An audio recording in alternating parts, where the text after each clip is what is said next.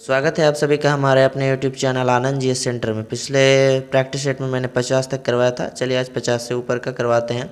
ये ज्ञान बिंदु जीएस सेंटर का जो है प्रैक्टिस सेट है, जो कि रोशन आनंद सर और बिट्टू झा के द्वारा बनाया गया है। तो चलिए 51वां क्वेश्चन देखते हैं। 51वां पूछ रहा है, चक्रम क्वांटम संख्या में कितने मान संभव होते हैं? तो ये 2 मान जो है संभव होते हैं दोस्तों। अगला है, एक धातु में फॉस्फेट का सूत्र MHPO4 है, इसमें क्लोराइड के सूत्र की क्या होगी? तो इसमें MlC2 होंगे। ठीक है।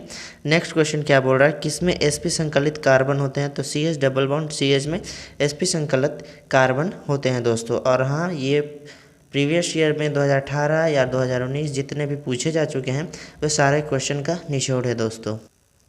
तो क्वेश्चन नंबर 54 क्या बोल रहा है, H बम इस पर आधारित होता है, यानी हाइड्रोजन बम किस पर आधारित होता है? तो नाभिकीय संलयन पर आधारित होता है दोस्तों।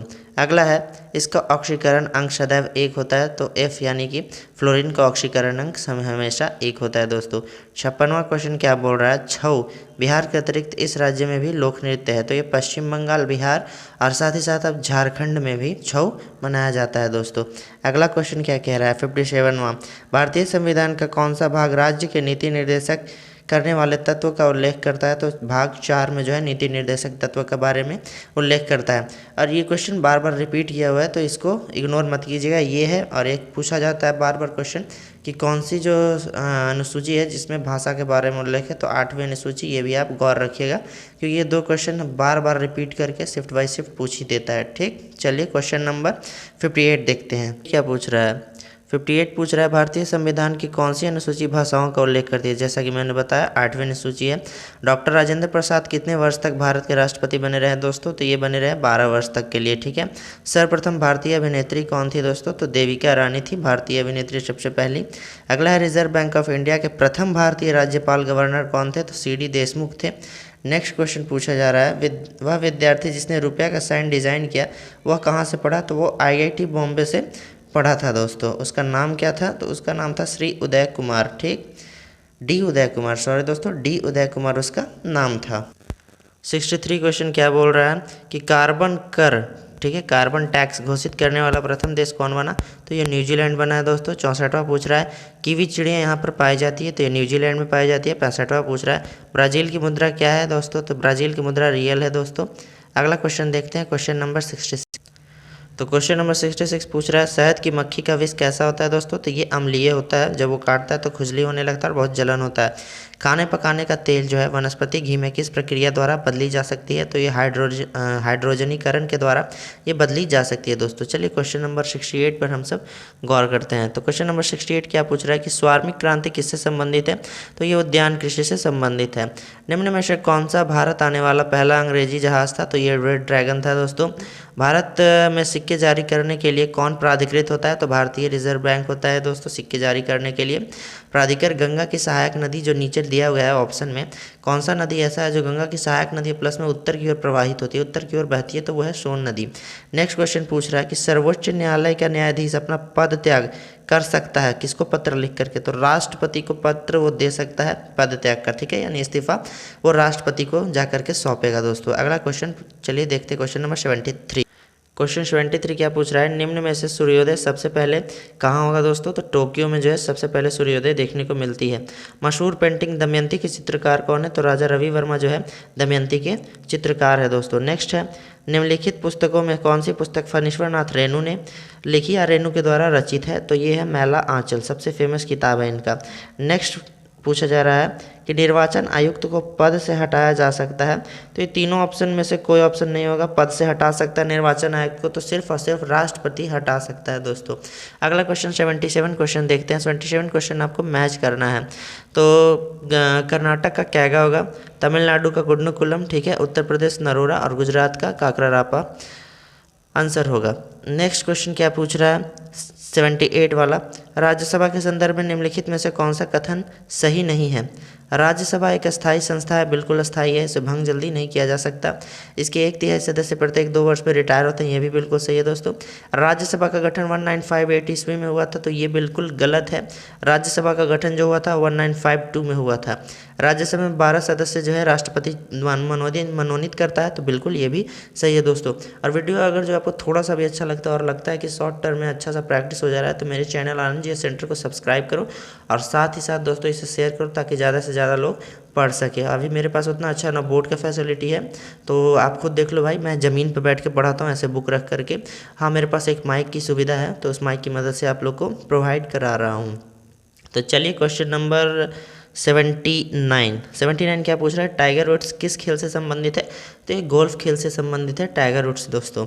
चलिए 80 क्वेश्चन डायरेक्ट यहाँ आ गया। एक्सप्लेन इसलिए नहीं कर रहा हूँ क्योंकि एक्सप्लेन करने में भी टाइम कम है और आप लोग को एग्ज़ाम देना है, तो सिर्फ और सिर्फ आंसर या ऑप्शन को जल्दी जल्दी क्वेश्चन को करवा रहा हूँ। हाल ही में ब्राज़ील में नवजात शिशुओं की माइक्रो, देखो ये उस टाइम का करंट अफेयर है, 19 का क्वेश्चन चल रहा है, 19 का करंट अफेयर, तो इसे आप इग्नोर मारना। चलिए 81 में पूछते हैं, रेड क्रॉस फ्लैग का प्रतीक क्या है? तो रेड क्रॉस फ्लैग जो है उसमें सफ़ेद रंग का जो पेपर या कपड़ा होता है उस पर लाल रंग का क्रॉस दिया हुआ रहता है, उसी को रेड क्रॉस बोलते हैं।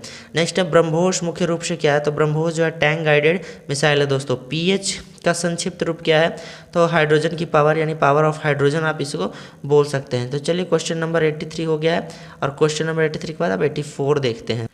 क्वेश्चन नंबर 84 क्या बोल रहा है, समय के साथ वेग में परिवर्तन को किस में परिभाषित किया जा सकता है? तो ये त्वरण को परिभाषित करता है दोस्तों। निम्नलिखित में से कौन सा रोग जीवाणु के कारण होता है? तो क्षय रोग जीवाणुओं के कारण होता है। अगला पूछ रहा है कि कोला पेय में कौन सी औषधि पाई जाती है? तो कैफीन कोला में पाई जाती है दोस्तों। नेक्स्ट ये मैच द फॉलोइंग है, तो थोड़ा देर आप वीडियो रोक करके इसको देख लेना, इसमें समय मैं बर्बाद नहीं करूंगा, आप इसे देख करके खुद सही सही टिक लगा लेना पढ़ करके। चलिए क्वेश्चन नंबर 88 देखते हैं दोस्तों। क्वेश्चन नंबर 88 क्या पूछ रहा है, दुधारू पशुओं में कैल्शियम की कमी किस कारण से होती है? कैल्शियम की कमी से कौन सी रोग होती है? तो उसे मिल्क फीवर कहते हैं दोस्तों। ये पूरा एक्सप्लेन किया हुआ है, तो एक्सप्लेन करने लगूंगा तो पता चला दरोगा का एग्जाम निकल जाएगा और आप पढ़ नहीं पाओगे, प्रैक्टिस सेट लगा नहीं पाओगे। सूची 1 को सूची 2 के साथ सम्मिलित कीजिए तथा नीचे दिए गए कूट में सही उत्तर को चुनिए। तो ये कुछ हार्मोन दिया हुआ है दोस्तों और उस हार्मोन का काम क्या है वो दिया हुआ है, आप देख लेना। एड्रेनलिन, फिर एस्ट्रोजन है, इंसुलिन है, फेरोमोन्स है, तो टिक लगाया हुआ है, ठीक है। आप गौर से वीडियो पॉज करके इसको भी चेक कर लेना। नेक्स्ट देखते हैं, इसमें भी सेम मिलाने के लिए दिया हुआ है, तो नीचे देखिए उत्तर करके बी दिया हुआ है, बी में टिक लगा लेना और इसको भी आप बढ़िया से देख लेना। चलिए देखते हैं अगला क्वेश्चन। प्राचीन राज्य अवंती की राजधानी क्या थी? तो ये उज्जैन थी दोस्तों। अगला है, मानव शरीर में कौन सी ग्रंथि वृद्धि हार्मोन को उत्पादित करता है? तो पिट्यूटरी ग्रंथि, जिसे मास्टर ग्लैंड भी बोला जाता है दोस्तों। नेक्स्ट है, वास्को डी गामा भारत कब आया था? 1498 ईस्वी में आया था। नेक्स्ट पूछा जा रहा है, चाणक्य इसमें से जाना जाता है? तो चाणक्य को विष्णुगुप्त भी कहते थे, साथ में कौटिल्य भी कहते थे दोस्तों। चलिए क्वेश्चन नंबर 95। तो क्वेश्चन नंबर 95 क्या कह रहा है, पृथ्वी के सतह पर कितना भाग जो है स्थलीय प्राप्त होता है? ये 29% भाग स्थल है दोस्तों, बाकी आप सारी ओर मतलब टोटल पृथ्वी पर जल है 29% को छोड़ करके। निम्नलिखित में से कौन सही ढंग से मिलाया गया है? तो ग्रेनाइट जो है तलछट्टी से बनता है, ये सही ढंग से मिलाया गया है दोस्तों। कालाहारी कहाँ है? तो ये दक्षिण अफ्रीका में, ये रेगिस्तान का प्रकार है। और हम एक और क्वेश्चन आपको देना चाहते हैं कि थार रेगिस्तान कहाँ है? आप कमेंट बॉक्स में आंसर लिख देना दोस्तों। अगला है 98वां क्वेश्चन, इनमें से प्रथम किसे स्थापित किया गया था? तो बम्बई, ये जो चारों ऑप्शन है इसमें से सबसे पहले बम्बई विश्वविद्यालय को स्थापित किया गया था। नीचे उत्तर करके दिया हुआ है, आप सारे जितना भी स्थापित हुए थे विश्वविद्यालय सबका डेट याद कर लेना। अगला है कि योजना किस सूची में वर्णित है? तो जो टोटल 12 सूचियाँ दी हुई है 1 2 3 4, उसमें से टोटल जो अनुसूची दी हुई है उसके अंदर शायद 7वां में आता है, उसी के अंडर में आता है संवर्ती सूची।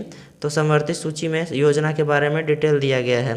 नेक्स्ट पूछा गया है, राष्ट्रीय विकास परिषद है एक क्या है? तो गैर संविधान संस्था है राष्ट्रीय विकास परिषद। आई होप ये टोटल 100 क्वेश्चन का जो प्रैक्टिस सेट है, इससे पहले मैंने 50 तक करवाया था, आपको बेटर लगा होगा। अगर जो थोड़ा सा भी ये वीडियो अच्छा लगता है और लगता है कि आने वाले जो दरोगा का एग्ज़ाम है उसमें बेटर साबित होगा, तो मेरे चैनल को सब्सक्राइब कर लेना और इसी प्रकार का वीडियो पाने के लिए मेरे इस वीडियो को लाइक कर देना और ज़्यादा से ज़्यादा शेयर कर देना। और हाँ, लास्ट में एक इम्पॉर्टेंट बात बताना चाहता हूँ कि आपको क्या क्या याद कर लेना चाहिए। सबसे पहले इम्पॉर्टेंट डेज एंड डेट को आप इग्नोर मत करना, उसे नोट डाउन कर लेना।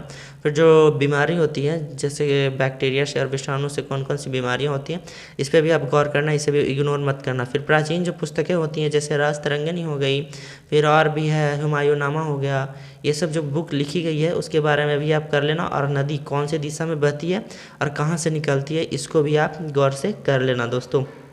और ज़्यादा से ज़्यादा हो सके आप करंट अफेयर पे ध्यान देना दरोगा के लिए, क्योंकि 25 से 30 क्वेश्चन जो है करंट अफेयर रिलेटेड आता है।